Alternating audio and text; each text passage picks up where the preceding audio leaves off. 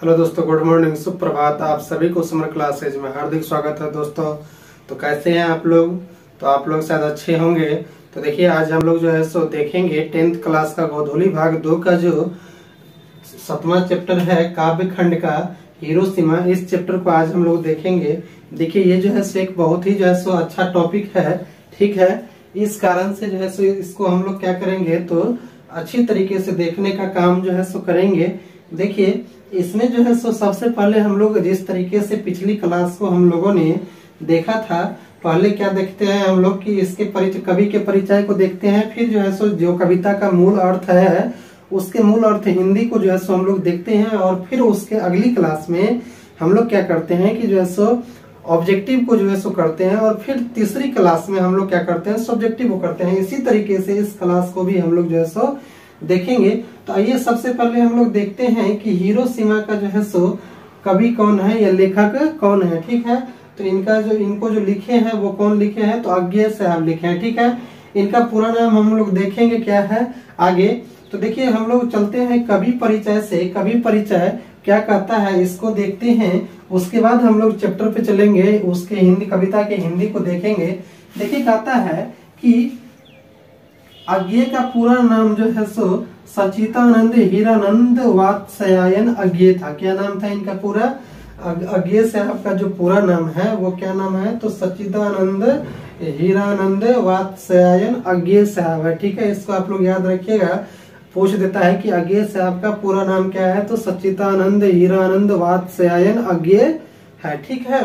इस तरीके से देखिए, कहता है कि जैसे इनका जन्म जो है सो 7 मार्च 1911 ईस्वी में कसैया कुशीनगर उत्तर प्रदेश में हुआ। कहाँ पे हुआ?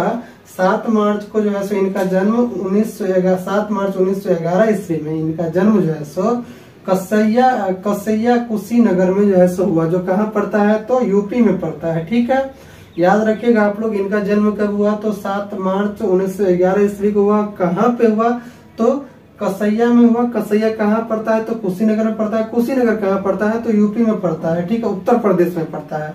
तो इस तरीके से आप लोग याद रखिएगा, ठीक है, कि पूछ देगा कभी कभी कि अज्ञेय साहब का जन्म जो है सो किस राज्य में हुआ है, तो उत्तर प्रदेश जो है सो राज्य में हुआ है, ठीक है। और इसी में कभी पूछ सकता है कि उनका जन्म जो है सो उत्तर प्रदेश राज्य के किस जिला में हुआ है, तो कुशीनगर जिला में हुआ है, ठीक है। और इसी तरीके से फिर पूछ सकता है कि उत्तर प्रदेश कुशीनगर के किस गांव में हुआ है, तो केसैया गांव में हुआ है, ठीक है।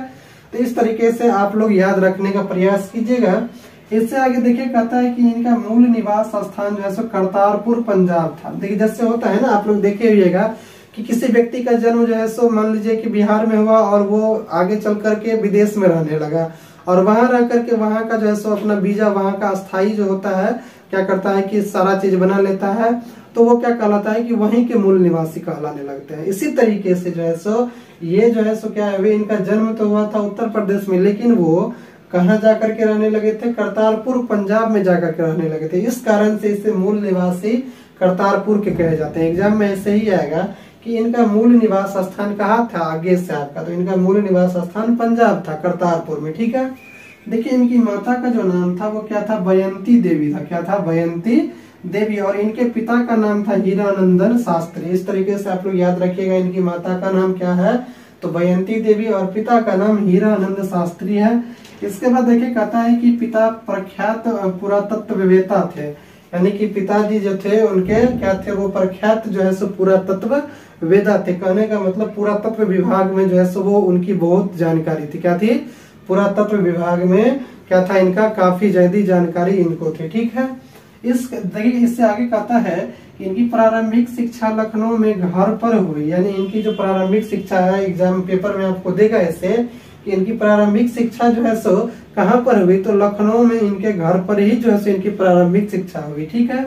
देखिए, कहता है कि जैसे मैट्रिक 1925 ईस्वी में पंजाब विश्वविद्यालय से हुई, और इंटर जो है सो इनका 1927 ईस्वी में मद्रास क्रिश्चियन कॉलेज से हुआ, ठीक है। और जो है सो बीएससी जो है सो इनका 1929 ईस्वी में फोरम कॉलेज जो है सो लाहौर से हुआ, ठीक है। और एमए जो है सो इन्होंने अंग्रेजी में लाहौर से ही किए, ठीक है। तो इस तरीके से आप लोग याद रखिएगा, उन्होंने जो है 1925 ईस्वी में मैट्रिक किया। ये भी दे सकता है कि उन्होंने अज्ञे साहब ने मैट्रिक कब किए? तो 1925 ईस्वी में किए। कहाँ किए? तो Madras Christian college, sorry Punjab विश्वविद्यालय से किए। और फिर ये भी दे सकता है कि अज्ञे साहब इंटर कब किए? तो 1927 ईस्वी में किए। और वो कहाँ से किए? तो मद्रास क्रिश्चियन कॉलेज से किए। फिर इससे आगे आपको इसी तरीके से पूछ सकता है कि उन्होंने जो है सो बीएससी जो है सो कहाँ से किए? तो फॉरम कॉलेज से। किस ईस्वी में किए? तो 1929 ईस्वी में किए। ठीक है, फॉरम कॉलेज लाहौर से किए। उसके बाद आपसे ये भी पूछ सकता है कि अज्ञे साहब जो है सो एमए जो है सो किस विषय से किए और कहाँ से किए? तो लाहौर से किए और अंग्रेजी विषय से एमए किए इन्होंने। ठीक है, तो इस तरीके से आप लोग इसको याद रखिएगा। ये कभी कभी फंसाने के लिए बच्चा को दे सकता है, तो आप लोग इससे बचिएगा, याद रखिएगा। इससे आगे कहता है कि अज्ञे का जो है सो बहुभाषाविद थे। क्या थे? अज्ञे साहब जो थे वो क्या थे कि बहुभाषाविद थे। ठीक है, यानी अनेक भाषाओं का जो है सो ये क्या करते थे? ज्ञान रखते थे। ठीक है, कहता उन्हें संस्कृत, अंग्रेजी, हिंदी, फारसी, तमिल आदि अनेक भाषाओं का ज्ञान था। यानी कि भाषाविद जो होते हैं उन्हें अनेक सारी भाषाओं की क्या होती है? ज्ञान होती है। इसलिए कहता है कि उन्हें जैसे संस्कृत, अंग्रेजी, हिंदी, फारसी, तमिल आदि अनेक भाषाओं का क्या था? इन्हें ज्ञान था। ठीक है, कहता है कि इनकी प्रमुख जो कवि थी वो कौन कौन सा है? तो कहता है कि कथाकार, विचारक एवं पत्रकार। ये जो है सो इनकी प्रमुख 3 कवि है। क्या है? प्रमुख 3 कवि है। कौन कौन? तो कथाकार, विचारक एवं पत्रकार। ठीक है, देखिए इससे आगे कहता है कि प्रमुख काव्य इनकी कौन कौन सा है? तो ठीक है, कहता है कि भंगदूत, चिंता, इत्यलम, हरिघास पर, क्षण भर, बावरा। उसके बाद अगला है अहेरी। ठीक है, इससे अगला है आंगन के पार द्वार। क्या कहता है? आंगन के पार द्वार। इससे अगला है कहता है कि कितनी नावों में कितनी बार, क्या कहता है कि कितनी नावों में कितनी बार। ये भी इनकी जो है सो क्या है? एक प्रमुख काव्य है। इससे अगला है कि सदा नीरा आदि। ये जो है इनकी प्रमुख क्या है? तो काव्य है। ठीक है, इस तरीके से आप लोग याद रखिएगा। इनकी जो है सो प्रमुख जो काव्य है, इस काव्य में से कोई न कोई एक नंबर आने का पूरा 110% चांस रहता है। इसलिए काव्य को आप लोग जरूर याद रखिएगा। इससे आगे देखिए कहता है कि जैसे कहानी संग्रह जो है इनकी कौन कौन सी है? तो ये कहता है कि विपथगा और जयदोल, ये तेरे प्रतिरूप आदि जो है इनकी क्या है? तो कहानी संग्रह है। कौन कौन? तो विपथगा, जयदोल और तेरे, ये तेरे प्रतिरूप आदि जो है इनकी क्या है? प्रमुख जो है सो कहानी संग्रह है। ठीक है, इसको आप लोग याद रखिएगा। कहानी संग्रह को विपथगा, जयदोल क्या है? जयदोल और ये तेरे प्रतिरूप जो है इनकी क्या है? प्रमुख कहानी संग्रह है। इसके बाद देखिए कहता है कि जो है निबंध जो है कौन कौन सी है? तो तिरुशंकु। उसके बाद कहता है कि आत्मनेपद और आदतन भवंती अंतरा शाश्वती आदि जो है इनकी क्या है? प्रसिद्ध जो है सो निबंध है। ठीक है, कौन कौन? तो तिरुशंकु, आत्मनेपद, अधतन भवंती, अंतरा, शाश्वती आदि जो है इनकी प्रमुख निबंध है। देखिए इससे आगे कहता है कि वे देश विदेश के अनेक विश्वविद्यालय में विजिटिंग प्रोफेसर भी रहे। कौन? तो अज्ञे साहब जो है सो देश विदेश में भी उन्होंने जो है सो, देश के साथ साथ जो है सो विदेश में भी इन्होंने जो है सो अनेक विश्वविद्यालय के जो है सो क्या रहे? तो विजिटिंग प्रोफेसर भी रहे, देख रेख करने वाले भी रहे। ठीक है, देख रेख करने मतलब होता है ना कि उसके संरक्षण में कोई भी काम होगा तो वही उसी चीज के रूप में इन्होंने रहे थे। ठीक है, विजिटिंग करते थे, देखते थे कि कहीं कुछ गड़बड़ नहीं हो रहा है, पढ़ाई लिखाई ठीक से हो रहा है कि नहीं, मेंटेनेंस ठीक है कि नहीं कॉलेज का।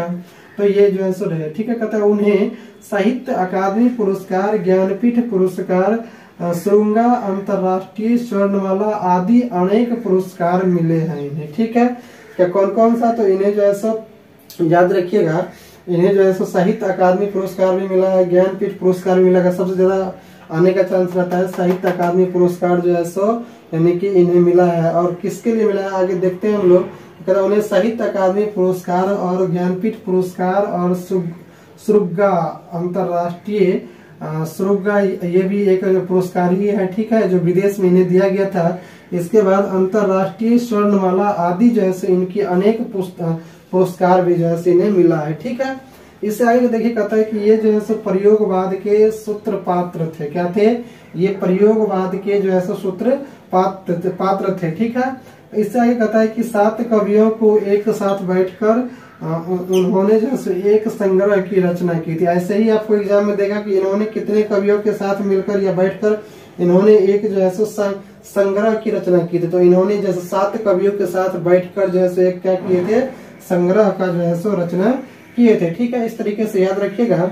इससे आगे देखिए, कहता है कि यह कविता आधुनिक सभ्यता की दुर्दांत मानवीयता विभीषिका का चित्रण करता है। किसका किसका करता है, तो यह कविता जो है आधुनिक सभ्यता का और जो है दुर्दांत मानवीयता विभीषिका का जो है क्या करता है, चित्रण करता है। ठीक है, ये भी इसको भी मेन पे रखिएगा। इससे आगे देखिए, कहता है कि जैसे 4 अप्रैल 1987 ईस्वी में उनका निधन हो गया। कितना में निधन हो गया, 4 अप्रैल 1987 ईस्वी में उनका जो है सो निधन हो गया। ठीक है, तो इस तरीके से आप लोग समझ गए होंगे पूरा। इससे कितनी सारी जो है सो क्वेश्चन आप लोगों को आ सकता है ऑब्जेक्टिव में, 4 से 5 नंबर तो कंफर्म रहता है। ये आप लोग निश्चिंत रहिए इससे, क्योंकि ये बहुत ही अच्छा जो है सो चैप्टर है। और ये जो हिरोशिमा है, ये हिरोशिमा इस पे रिलेटेड है। ये जो कविता है, ये कविता इस पे रिलेटेड है कि जब जो है सो हिरोशिमा पे यानी कि क्या कर दिया गया था, जो जापान में पड़ता है, जापान में जो है सो हिरोशिमा के ऊपर जब अमेरिका के द्वारा जो है सो क्या कर दिया गया था, परमाणु बम को गिरा दिया गया था। तो उसी परमाणु बम के गिरे होने के कारण वहां जो विनाश जो हुआ था, उस विनाश का जो है सो क्या किया है, चित्रण किया है इस कविता में हमारे आज्ञे साहब ने। अब सोचिए कितने अच्छे होंगे ये कविता। ठीक है, तो हम लोग देखेंगे अब बुक को देखते हैं क्या कहता है बुक में इसकी कविता जो है सो। देखिए, हम लोग हिरोशिमा को देखेंगे। सबसे पहले तो ये जान लीजिए कि देखिए हिरोशिमा जो है सो जापान में पड़ता है, हिरोशिमा और नागासाकी। ये जो है सो 1945 ईस्वी में, कितना में, 1945 ईस्वी में जो है सो 6 अगस्त 1945 ईस्वी को जो है सो क्या किया गया, अमेरिका के द्वारा जो है सो उस पे, किस पे, हिरोशिमा पे जो जापान में पड़ता है, उस पे जो है सो क्या किया गया, तो एक जो है सो परमाणु बम गिराया गया। और उस परमाणु बम के गिराने के कारण जो है सो वहां इतनी तबाही हुई कि इसका वर्णन नहीं किया जा सकता। तकरीबन ऐसा अनुमान लगाया जाता है कि 6 अगस्त 1945 ईस्वी को जो बम जो गिराया गया, परमाणु बम अमेरिका के द्वारा, उसमें तकरीबन 80 से 90 हजार अनुमान लगाया जाता है कि लोग जो है सो वाष्प बन करके उड़ गए। आप सोच सकते हैं परमाणु बम कैसा होता है, इसका कल्पना नहीं किया जा सकता है। अगर जहाँ गिर जाता है वहां समझिए कि कई वर्षों तक यानी हजारों वर्षों तक जो है सो वहाँ पे लोग विकलांग पैदा होते हैं। लोग के साथ साथ जो है सो जितने भी वहाँ जीव जंतु होते हैं वो सारे के सारे जो है क्या होते हैं कि उसमें जैसे विकलांगता का गुण आ जाता है और वो अच्छे तरीके से एक डेवलप तरीके से वो किसी भी चीज को जन्म नहीं दे पाता है। इतना ही नहीं, वहाँ की जो कहने का मतलब वातावरण भी जो होता है वो भी जो है सो बहुत अत्यधिक दिनों तक दूषित हो जाता है और लोगों के रहने के लिए उस स्थान पे सोचना पड़ता है कई सालों तक। आप सोच सकते हैं। इसके साथ साथ जो क्षति होता है उसका वर्णन तो किया ही नहीं जा सकता है। उसमें भी देखिए जो है सो अमेरिका क्या किया कि कितना क्रूरता ढाया कि जो है सो वो जापान पे क्या किया कि 6 अगस्त 1945 को तो गिराया ही एक जो है सो परमाणु बम, लेकिन फिर एक क्या किया कि 9 अगस्त 1945 को भी 3 दिन बाद जो है सो उन्होंने क्या किया कि नागासाकी पर इन्होंने जो है सो बम गिराया। और उस पे भी जो है सो जब बम गिराया तो उसमें भी तकरीबन जो है सो कहा जाता है 70,000 लोग जो है सो वाष्प के रूप में बन करके और उड़ गए यानी मर गया। यानी कि सोच सकते हैं कि एक मानव को दिल दहला देने वाली जो है सो घटनाएं थी वो।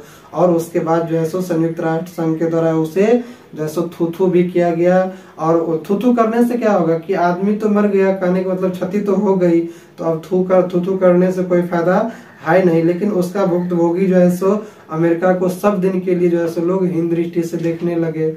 इस तरह के है। देखिए उतना ही नहीं, जो यानी हिरोशिमा पे जो बम गिराया था वो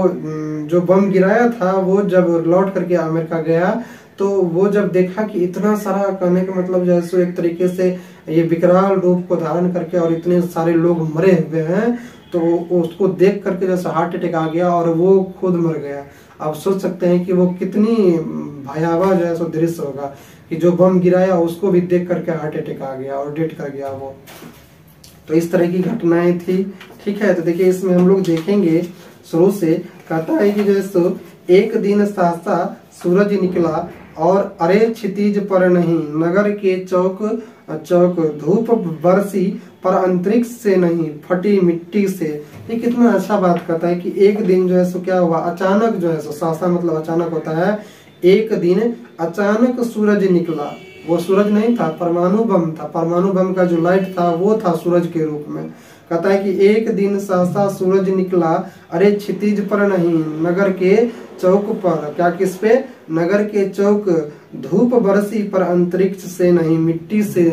यानी कितनी अच्छी बात करता है कि एक दिन जो है सो क्या हुआ कि अचानक जो है सो सूरज निकला, यानी ऐसा सूरज निकला, और वो सूरज नहीं जो प्रतिदिन उगता था यानी निकलता था, वो सूरज नहीं निकला, और वो क्या कहते हैं एक दिशा से नहीं निकला, वो जो है सो क्या निकला, यानी कि ये धरती पर जो है सो नहीं निकला, वो जो है सो किसी नगर के चौक पर निकला। कहाँ पे निकला, किसी नगर के चौक पे, क्योंकि एक जो नागासाकी हिरोशिमा जो जगह था वो हिरोशिमा पे गिराया गया, तो एक हो सकता है वो उस समय डेवलप, उसको चौक का रूप दिया गया है लेखक साहब के द्वारा, कवि साहब के द्वारा।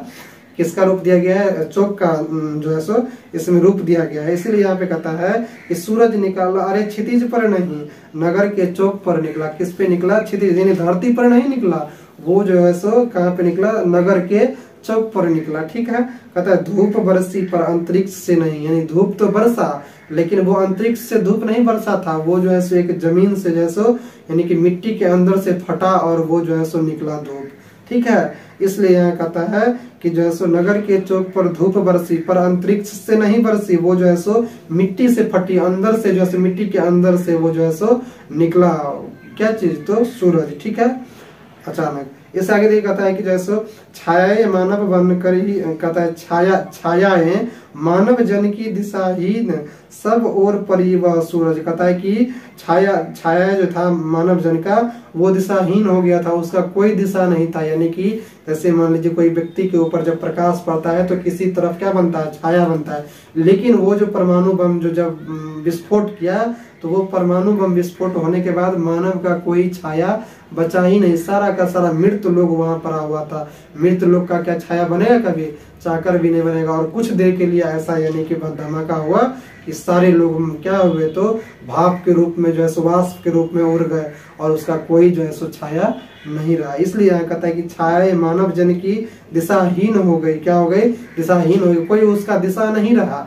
जब सही बात है कि जब मान लीजिए कि पूर्व दिशा से मान लीजिए कि कोई प्रकाश आएगा, ठीक है, और किसी व्यक्ति पे पड़ेगा तो पश्चिम की ओर उसका छाया बनेगा। लेकिन वहां तो नीचे से ही जो है सो जब क्या हुआ था कि मान लीजिए ऊपर से डायरेक्ट सीधा लाइट दिया जाए और नीचे में कहा जाए कि प्रतिबिंब बनेगा तो बनेगा, नहीं बनेगा। या नीचे से लाइट दिया जाए और ऊपर की ओर अगर कहेगा कि मानव का प्रतिबिंब बनेगा तो बनेगा, नहीं बनेगा। उसी तरीके से कहता है कि नीचे से जो फटी वो परमाणु बम, उस परमाणु बम के फटने के कारण मानव का क्या हुआ, तो जो है सो वाष्प बन करके उड़ गया और उसका कोई प्रतिबिंब नहीं बना। ठीक है, ये कहता है कि जैसो सब ओर परी है वह सूरज, नहीं उगा था पूर्व में। यानी कि सारे ओर जो है सो वो सूरज जो है सो क्या था, तो उगा हुआ था, यानी कि कुछ देर के लिए। और वो सूरज जो है सो पूर्व से नहीं उगा था। कहाँ से नहीं उगा था, वह सूरज पूर्व में नहीं उगा था, वह बरसा था सहसा। यानी कि वह एक जो है सो बहुत ही जो है सो भयावह जो है सो क्या था, सूरज निकला था कुछ देर के लिए, जो यानी कि एक बड़ा जो है सो संकट दे करके चला गया। ठीक है, कहता है बीचों बीच नगर के काल सूर्य के रथ के पहिए के ज्यों अरे टूट कर बिखर गए हो दसों दिशा में। कहता है कि जैसे बीचों बीच नगर के बीचों बीच जो है सो क्या हुआ था, जैसो काल सूर्य के रथ के पहिए के ज्यों अरे टूट कर बिखर गए हो दसों दिशा में। जिस प्रकार से यानी कि क्या होता है कि समय का जो सूर्य का जो मान लीजिए रथ होता है, और क्या होता है कि वो टूट करके जो है सो पहिया जैसे सूर्य में से, सूर्य मान लीजिए यहाँ पे उपाधि दिया है रथ से सूर्य को, तो इसलिए यहाँ कहा जाता है कि रथ जो सूर्य का जो रथ था वो क्या हुआ, उसका पहिया टूट करके बिखर गया दसों दिशा में, और वो जो है सो यानी क्या हुआ था, दिख नहीं रहा था। इसी चीज को यहाँ कहा है कि बीचों बीच नगर के काल सूर्य के रथ के पहिए के ज्यों और ये टूट कर बिखर गए थे दसों दिशा में। मान लीजिए कि अगर किसी चीज की जैसे मान लीजिए विस्फोट हुआ विस्फोट हुआ तो क्या वो एक ही दिशा में भागा होगा? नहीं, लोग जो मरा होगा वाष्प बन के, जो कहने का मतलब बिखरा होगा, तो वो क्या हुआ, दसों दिशाओं में जो है सो क्या हुआ कि बिखर गया। इसी चीज को यहाँ कहता है कि काल सूर्य के रथ के पहियों के ज्यों और ये टूट कर बिखर गए। वो जो है सो यानी कि एक तरीके से, जिस तरीके से काल जो समय का प्रकाश का जो होता है पहिया, और वो क्या होता है जब पड़ता है तो वो दसों दिशाएं में बिखर जाता है, उसी तरीके से जो है सो वो इस तरीके का परमाणु बम था जो विस्फोट होने के बाद क्या हुआ, दसों दिशाओं में फैल गया। ठीक है, आगे कहता है कि कुछ क्षण का वह उदय अस्त केवल एक प्रज्वलित क्षण की दृश्य सोख लेने वाली दोपहरी। फिर कहता है कि कुछ क्षण के लिए यह जो है सो उदय हुआ था और फिर वो क्या हुआ, अस्त हो गया, क्योंकि वो क्षणिक देर का ही क्या था, सूर्य था। क्या कहता है, कुछ क्षण का वह उदय अस्त हो गया, केवल एक प्रज्वलित क्षण था, यानी कि वो जो है सो एक जो है सो प्रज्वलित क्षण था, कुछ देर के लिए था, क्योंकि वो हमेशा के लिए तो रह नहीं सकता है, क्योंकि मानव के द्वारा निर्मित किया गया था, प्रकृति के द्वारा दिया हुआ रहता, तब ना वो भर दिन रहता, 12 घंटा रहता और फिर वो 12 घंटा अपना अस्त हो जाता। लेकिन ये तो मानव के द्वारा निर्मित किया हुआ क्या था, परमाणु बम था, जो क्षणिक देर के लिए होगा और फिर वो क्या होगा, तो समाप्त हो गया। ठीक है, कहता है कि जैसो केवल एक प्रज्वलित क्षण था, सही बात है, यानी केवल एक जो है सो जो प्रज्वलित जो है सो क्षण के लिए तो हुआ था, यानी प्रकाश हुआ था। कहता है दृश्य सोख लेने वाली दोपहरी थी। वो दोपहर जो था वो क्या था, तकरीबन हिरोशिमा पे जो गिराया गया था वो 2:30 बजे के आसपास का था। हाँ, 2:30 बजे के आसपास का था, एग्जैक्ट तो हमको माइंड पे नहीं है, लेकिन 2:30 बजे शायद था, हमको थोड़ा थोड़ा याद है, 2:30 बजे का समय था। वो दोपहर क्या था, तो समझिए कि दृश्य को सोख लेने वाला दोपहर था, यानी कि सारा 2:30 बजे के आसपास का समय था। उस समय परमाणु बम गिरा गया और जब गिराने के बाद वहां सारे लोग वाष्प बन करके उड़ गए। 70 से 80,000 लोग, ऐसे माना जाता है 80 से 90,000 लोग जैसे क्या हुए, वाष्प के रूप में उड़ गए। इसलिए यहाँ कहता है कि जैसो यह दृश्य सोख लेने वाली दोपहर फिर नहीं आएगी, यानी यहाँ कहने का अर्थ यह है कि दृश्य सोख लेने वाली दोपहर थी, फिर क्या थी, दृश्य सोख लेने वाली दोपहर थी। कहता है छायाएं मानव जन की नहीं मिटी लंबी हो कर। क्या कहता है, छाया जो है सो इतना लंबा हो गया कि जैसे मानव की नहीं मिटी लंबी होकर करके, यानी छाया क्या कहता है कि मानव की जो छाया था वो सारे के सारे छाया इतनी लंबी हो गई कि वो नहीं मिटी कभी। सही बात है कि ये जो परमाणु बम जो गिराया गया था वो इतिहास के पन्ने से कभी नहीं मिटाया जा सकता है। और हो सकता है ना, आदमी अगर जीवित रहेगा तो छाया बना, फिर क्या हुआ, जब प्रकृति के प्रकाश उसके ऊपर पड़ता है तो क्या होता है, छाया बना और कुछ देर के लिए बना और फिर क्या होता है, बाद में खत्म हो जाता है और फिर अगले दिन बनता है। लेकिन वो एक ऐसा प्रतिबिंब था, छाया था, जो क्या हुआ कि जैसो लंबे दिनों के लिए मिट गए। क्या हो गए, लंबे दिनों के लिए मिट गए। यहाँ इसलिए कहता है कि यहाँ छाए मानव जन की नहीं मिटी लंबी होकर, यानी कि इतना लंबी हो गया कि इसका हम वर्णन नहीं कर सकते हैं, इतना दर्द भरी यानी कि वो घटनाएं थी जो सभी दिन लोगों के आंखों में प्रतिबिंब बन करके रह गया। इसलिए कहता है यहाँ की जैसो नहीं मिटी लंबी होकर। ठीक है, क्या चीज, तो मानव जन की छायाएं। ठीक है, कहता है कि मानव ही सब भाप हो गए, यानी बोले ना हम कि मानव जो है सो इतना भयावह परमाणु बम होता है कि वो जब गिराया तो सारे लोग वाष्प बन करके, पानी का वाष्प जिस तरीके से आप लोग देखे हुएगा कि पानी जब क्या होता है कि जैसे गर्म करते हैं हम लोग तो वाष्प बन करके ऊपर की ओर चला जाता है, उसी तरीके से मानव जो है सो वाष्प बन करके चला गया। वहां तो लाश भी नहीं मिला। ये आप समझ सकते हैं कितने, जहाँ पे गिराया गया था ऐसा माना जाता है कि जिस स्थान पे गिराया गया उस स्थान पे लाश भी नहीं मिला। कितना का पता नहीं चला, कई हजारों का। कहता है कि छायाएं तो अभी लिखी है। क्या कहता है, छायाएं तो अभी भी लिखी हुई है। सही बात है कि जो है सो इतिहास के पन्नों में जो परमाणु बम जो है सो हिरोशिमा और नागासाकी जापान में गिराया गया था वो आज भी जो है सो नहीं मिटी है। क्या हुई है, नहीं मिटी है, आज भी जो है सो वो छाया के रूप में लिखी हुई है। ठीक है, इससे आगे देखिए, हम लोग देखते हैं, इससे आगे कहता है कि झुलसे हुए पत्थरों पर उजरी सड़कों की गच पर, यानी कि जो झुलसे हुए पत्थर है, परमाणु बम जो गिराया गया था और उस परमाणु बम से जो झुलसे हुए पत्थर है वो आज भी जो है सो उस जगह को, यानी कि उस दृश्य को याद दिलाता है। यानी कि अभी भी आप जाइएगा हिरोशिमा नागासाकी और हिरोशिमा में जो बम गिराया गया है जापान में, तो वहाँ जो है सो आज भी जो है सो इतना खंडहर बन गया है, जहाँ बम गिराया गया था इतना गाढ़ा बन गया है कि वहाँ अभी भी जो है सो पता नहीं लगाया जाता है कि वो कितना गाढ़ा है।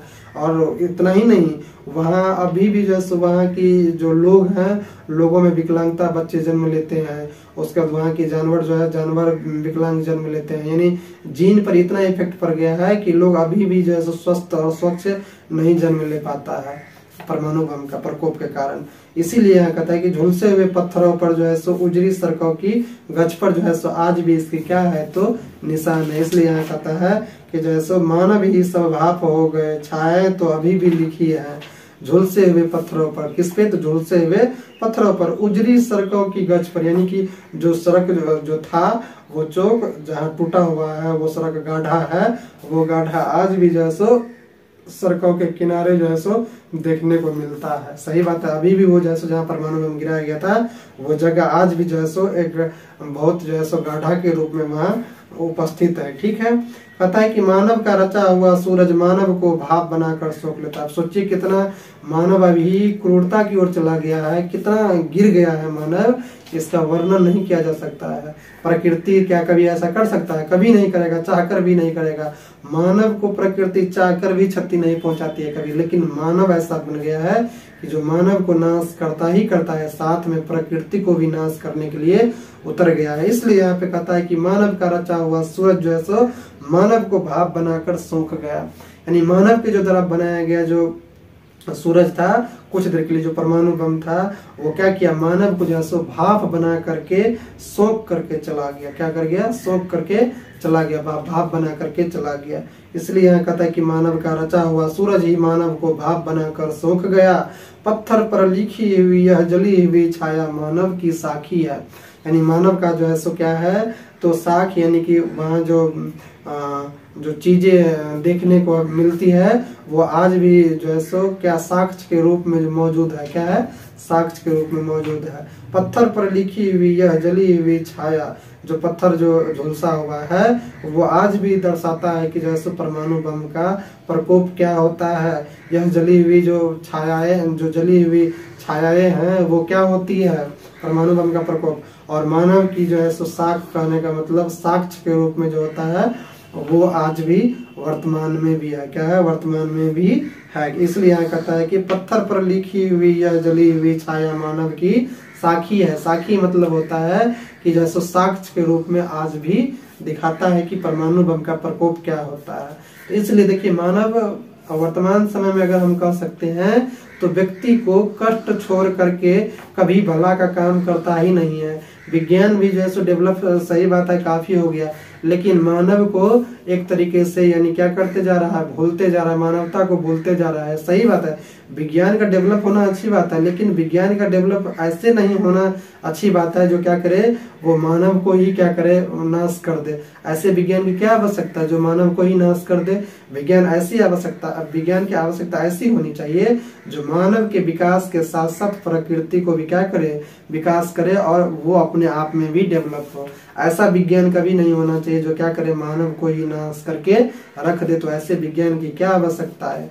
इसलिए जो है सो मानव को क्या करना चाहिए, इस पे विचार करना चाहिए कि हम जो आज अस्त्र शस्त्र के क्षेत्र में बड़े बड़े हथियार, बड़े बड़े जो है सो अस्त्र, परमाणु बम का जो निर्माण कर रहे हैं एकदम धड़ल्ले से, इस चीज को क्या करे, कंट्रोल करे, तब जा करके हम क्या कर सकते हैं, तो एक जो है सो अच्छे जो है सो वातावरण के साथ साथ अच्छे राष्ट्र का निर्माण कर सकते हैं। नहीं तो ऐसे तो संभव ही नहीं है।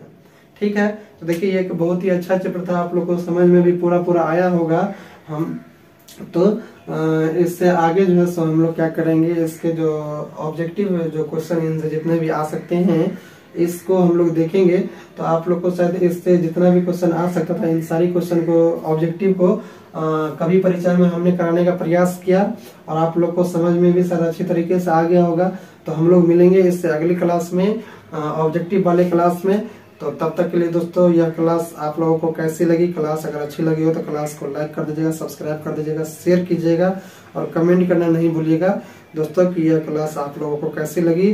तो हम लोग मिलते हैं इससे अगले क्लास में, तब तक के लिए जय हिंद, जय भारत।